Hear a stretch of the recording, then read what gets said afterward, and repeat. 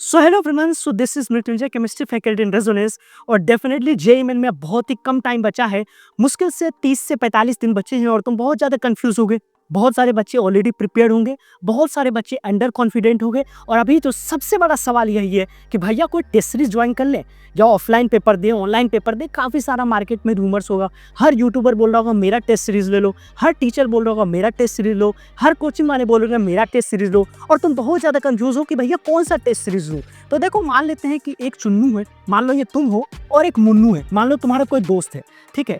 अब मान लो एक केस ये बनाते हैं कि तुमको बहुत कुछ आता है, बहुत कुछ आता नहीं, पूरा ज्ञान तुमको प्राप्त है, लेकिन तुम टेस्ट अगर नहीं देते हो, मान लो तुम टेस्ट सीरीज नहीं ज्वाइन करते हो, टेस्ट देते ही नहीं हो। पता चला जेईई मेन में तुम्हारे आए 200, तुम्हारे दोस्त को कुछ भी नहीं आता है, ठीक है, नॉर्मल आता है, लेकिन वो बेचारा क्या, हर टेस्ट को दिया, टेस्ट 1 दिया, टेस्ट 2 दिया, टेस्ट 3 दिया, सबको एनालाइज करते गया। इस दोस्त का आ गया 220। फिर तुम बाद में सोचोगे अरे यार मुझे तो ज़्यादा आता था, लेकिन मेरे दोस्त के ज़्यादा मार्क्स क्यों आ गए। ऐसा इसलिए आया क्योंकि इसने ग्रेजुअल रोज क्या किया, इंप्रूवमेंट किया। इसने देखा कि यार गलती क्या कर रहा हूँ। इसने पेपर मान लो 3 घंटे का था, उसको हर दिन 5 घंटे एनालाइज किया। जब मैं धीरे धीरे अपनी गलतियों को पहचानने लगा कि मैं क्या गलती करता हूँ, तो इसके मार्क्स तुमसे ज़्यादा आ गए। तो ये हमें सिखा रहा है कि जरूरी नहीं कि ज़्यादा आता है कम टाइम में, क्योंकि प्रॉब्लम क्या आ रहा है ना, तुम्हें आता बहुत कुछ है, लेकिन 2 मिनट का क्वेश्चन को तुम कितने मिनट लगा के बनाते हो भाई, 5 मिनट। इसको आता कम है, लेकिन जो क्वेश्चन होता है उसको क्या करता है, ये 2 मिनट के अंदर ही बनाता है।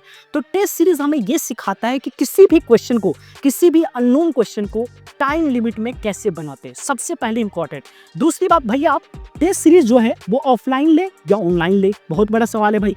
क्योंकि जैसे बुक्स वाले जितने दिशा पब्लिकेशन, अरिहंत पब्लिकेशन, इन सब का जो मॉक टेस्ट सीरीज होता है वो ऑफलाइन होता है। मोस्ट ऑफ द कोचिंग भी ऑफलाइन मोड पे चला रहे हैं, लेकिन कुछ ऑनलाइन वाले प्लेयर्स जो हैं वो ऑनलाइन में चला रहे हैं। तो देखो भाई, मुझे ये बोलने का मतलब है कि अगर मान लो हम मान लेते हैं कि जैसे 2 प्रकार के विश्व युद्ध वगैरह का मैं नहीं जा रहा, मान लो कि ऐसा है कि तलवार के साथ लड़ाई होने वाला है और दूसरे में मान लो पिस्टल के साथ लड़ाई होने वाला है। तो अब कोई बोले कि अगर तलवार के साथ लड़ाई हो रहा है और हम पिस्टल लेके जाएंगे तो जीत पाएंगे? नहीं। उसी तरीके से अगर पिस्टल के साथ लड़ाई हो रहा है, तुम तलवार लेके जाओगे तो जीत पाओगे? नहीं। इसका मतलब अगर तुम्हारा पेपर ऑनलाइन हो रहा है, मतलब जेईई के बच्चे हो, तो तुमको कौन सा मॉक टेस्ट सीरीज देना है? ऑनलाइन। अगर तुम बच्चे नीट वाले हो, जो कि दूसरा वीडियो होगा, उनको कौन सा देना होगा? ऑफलाइन देना होगा। इसका मतलब जिस चीज से लड़ने के लिए जा रहे हैं उससे प्लानिंग होनी चाहिए। तो डेफिनेटली ऑनलाइन पेपर है तो तुम्हें पता होना चाहिए कि भाई मार्क्स को रिव्यू कैसे करते हैं, नेक्स्ट पे कैसे जाते हैं और क्वेश्चंस को ऑप्ट कैसे करते हैं। सबसे पहली बात, जब भी क्वेश्चन आए, मान लेते हैं 90 क्वेश्चन आए, देख लेना 75 जो भी क्वेश्चंस के नंबर्स हैं, मान लो 75 क्वेश्चंस आ रहे हैं, क्योंकि अभी नए पैटर्न पे चेंज हुआ है। एक और इंपॉर्टेंट बात है, कई सारे टेस्ट सीरीज जो हैं वो आउटडेटेड हो गए हैं। आउटडेटेड से मेरा मतलब ये है कि एनटीए ने पैटर्न को चेंज किया है, लाइक ऑप्शनल क्वेश्चंस नहीं दे रहे हैं। तो तुम्हें ये देखना पड़ेगा कि जो भी टेस्ट सीरीज ले रहे हो उसमें क्या ऑप्शनल क्वेश्चंस हटाए गए हैं या नहीं। अगर हटाए गए हैं तो डेफिनेटली तुम्हारे लिए वो फायदेमंद होगा। तो ये भी काफ़ी ज़्यादा इंपॉर्टेंट बात होती है। मान लो मेरे पास 75 क्वेश्चन आए, तो पेपर पैटर्न मान लो 3 घंटे का पेपर होता है भाई। तो जब हम मॉक टेस्ट सीरीज देंगे ना, जो भी मॉक टेस्ट देते हो उसमें ट्राई यही करो कि 2.5 घंटे में हमारा पेपर फिनिश हो जाना चाहिए। तो मतलब भैया 2.5 घंटे, पेपर तो 3 घंटे का होता है, मैं 2.5 घंटे में क्यों फिनिश करूँ? तो भाई अगर तुम ये 2.5 घंटे में फिनिश करोगे रोज के रोज, तभी जाकर के पेपर वाले इन्वायरमेंट में, क्योंकि वो बहुत ज़्यादा डरावना इन्वायरमेंट रहेगा, कोई क्वेश्चन गलती से भी तुम अटक गए ना भाई, तो तुम्हारा कॉन्फिडेंस वही धस जाएगा। तो अगर तुम्हारी प्रैक्टिस 2.5 घंटे की रहे ना, तो डेफिनेटली तुम्हारे पास आधा घंटा रिवीजन करने के लिए होगा, तुम्हारे जो भी सिली मिस्टेक्स है उसको ठीक करने के लिए होगा। तो जब भी घर पे मॉक टेस्ट दे रहे हो तो 2.5 घंटे में ट्राई करो कि finish the paper with in the 2.5 घंटा। That is very much important. Even 2 घंटे में करो। सबसे पहले पेपर को अगर हम अटेम्प्ट करने की बात करें, अगर हम तुम्हारी जगह होते तो मॉक टेस्ट को कैसे देते? सबसे पहले हम केमिस्ट्री को अटेम्प्ट करेंगे, देन फिजिक्स को अटेम्प्ट करेंगे, देन मैथ्स को अटेम्प्ट करेंगे। केमिस्ट्री में हम 45 मिनट से ज़्यादा बिल्कुल भी टाइम नहीं लगाएंगे, फिजिक्स में 1 घंटा से ज़्यादा टाइम नहीं लगाएंगे, और जो इसका टाइम बचेगा वो हम मैथ में लगाएंगे। इन केस अगर मेरा मैथ स्कोरिंग सब्जेक्ट है तो, अगर हमको मैथ आता है तो, अगर हमको मैथ नहीं आता है तो हम होशियार बिल्कुल भी नहीं बनेंगे, फिर मैथ में टाइम कम लगाएंगे और केमिस्ट्री और फिजिक्स में टाइम डिवाइड करेंगे। ठीक है, तो ये तो तुम्हारे ऑब्वियसली। केमिस्ट्री में भी कौन सा पार्ट को सबसे पहले करें? तो सबसे पहले इनऑर्गेनिक केमिस्ट्री करना होता है, बिकॉज वो तुमको आता है तो आता है, नहीं आता है तो नहीं आता है। उसके बाद तुमको ओसी करना चाहिए क्योंकि थोड़ा कंसेप्चुअल होता है, एंड देन फिजिकल करना चाहिए क्योंकि कैलकुलेशंस बहुत ज़्यादा इन्वॉल्व होते हैं। कुल मिलाकर के जिसमें लंबे लंबे डायग्राम है, मान लो कोई आरबीडी का क्वेश्चन है जिसमें फिगर से मान लो पढ़ने पर ही क्वेश्चन लग रहा है कि यार मेरा 2 मिनट टाइम वेस्ट कर रहा है, तो उन सारे क्वेश्चंस को डेफिनेटली तुम्हें पाप के लिए होल्ड पे डाल देना चाहिए।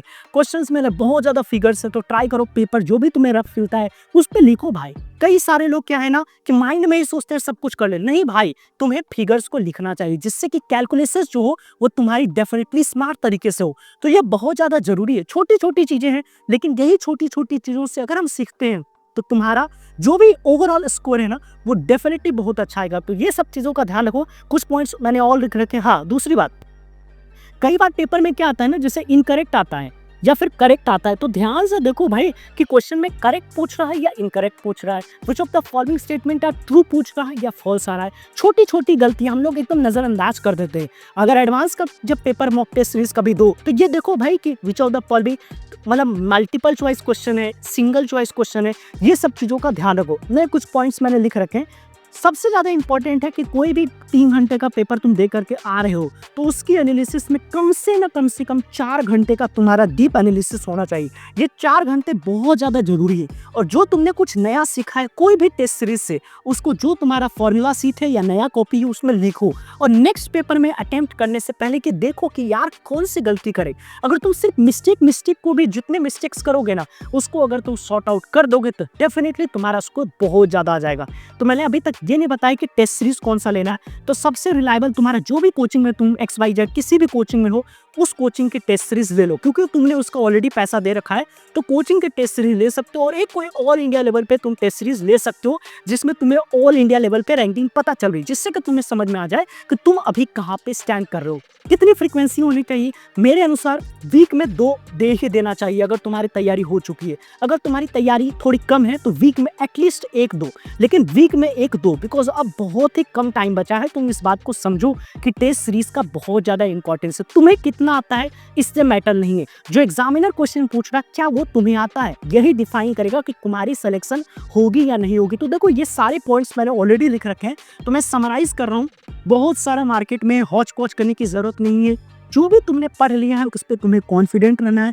तुम्हें आता है, तुम ये मानो कि तुम्हें आता है, पेपर से डरने की जरूरत नहीं है। देखो मैं बोर्ड पे इसलिए वीडियो बना रहा हूँ सो दैट कि मैं तुम्हें फील करा सकूं कि चीजें इतनी हार्ड नहीं होती है। हम खुद ही हार्ड करके उसको अपने माइंड में माया जाल में फंसे रहते हैं। दोस्त बोल दिया, दोस्त इतने मार्क्स आ रहे हैं, यार मैं नहीं दूंगा, नहीं तो मेरे को टीचर क्लास में पूछ देगा कितने टेस्ट सीरीज आए, मार्क्स आए, तो मैं बोलूंगा मैं तो दिया ही। काफ़ी सारे बच्चे, मैं खुद जब जेईई की प्रिपरेशन करता था मेरे काफ़ी सारे दोस्त होते थे जो टेस्ट उस टाइम पे भी नहीं देते थे और आज वो बचता रहे। तो टेस्ट सीरीज का देना बहुत ज़्यादा जरूरी है। मुझे लगता है ये वीडियो काफ़ी ज़्यादा यूजफुल रही। अभी तुम्हारा टेस्ट का टाइम है, एग्जाम का टाइम है, मैं तुम्हारा टाइम बिल्कुल भी वेस्ट नहीं करना चाहता। तो इस वीडियो को यहीं पे एंड करते हैं। आई होप मैंने जितने भी क्वेरीज थे उसको रिजॉल्व कर दिया है। कमेंट में तुम बता सकते हो कोई भी क्वेरीज अगर बच गई होगी तो उसको मैं जरूर ट्राई करूँगा कि तुम्हें रिजॉल्व करने का। अगला वीडियो जो हमारा होगा उसमें हम बेसिकली बात करेंगे कि भैया अब जो जितने भी टॉपिक्स बच गए ना उनको रिवाइज करने का बेस्ट तरीका क्या होगा। तो मिलते हैं नेक्स्ट वीडियो में। चैनल पे नए हो तो सब्सक्राइब करें। थैंक यू, लव यू और बाय।